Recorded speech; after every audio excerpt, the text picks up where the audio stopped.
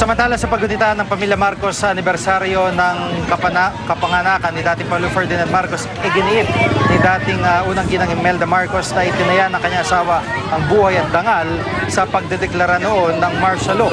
Narito report ni Dano Ticungco. Truth and justice sometimes drugs very slowly.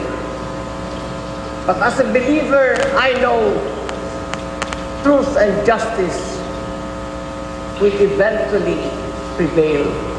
Ferdinand Marcos will eventually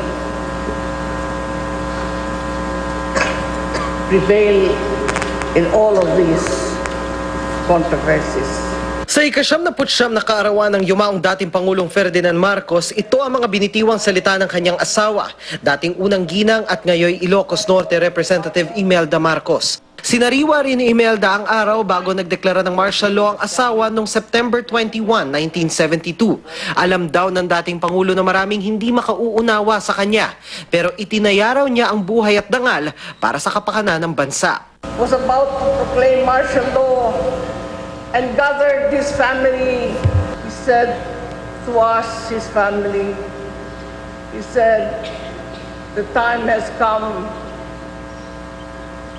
for the survival of the country. I will have to give not only my life, my fortune, but everything, including my honor, because people will misunderstand. Pero sa usapin ng planong heroes burial para sa dating Pangulo, ayaw magsalita ng pamilya Marcos. Hindi ako maaring mag-komento sapagkat sub judice at alam mo na yung ating mga abogado ayaw. Ang amin na lang ipinagdadasal namin na magkaroon ng katapusan upang sa wakas magkaisa ang Pilipino.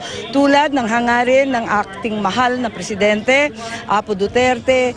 Kinahapunan, muling nag-alay ng bulaklak ang pamilya Marcos sa bantayog naman ni dating Pangulong Marcos sa Batak, na sinundan kinagabihan ng pagsindi ng puting kandila, pagpalipad ng puting lobo at magarbong fireworks display. Natapos ang selebrasyon sa isang boodle fight ng iba't ibang grupo at mga opisyal ng 21 bayan ng Ilocos Norte na pinangunahan mismo ni Imelda. Sa kanyang naging talumpati, inalala rin ni Governor Amy Marcos ang ama bilang isang simpleng tao. May sagot din siya sa mga kritiko ng pamilya Marcos. Ano man ang kasalanan ng aking ama, sapagkat hindi naman niya kailanman sinabi na siya ay hindi tao lamang na nagkakamali at nagkakasala. Sana sa kabila nito, mahanap na rin nila ang kapatawaran. Sapagkat sa pagpapatawad sa atin, sa aking ama, sa pagpapatawad, sana mapawi na rin ang galit nila at sila mismo ay mabigyan ng kapayapaan. Dano Tingkong, GMA News.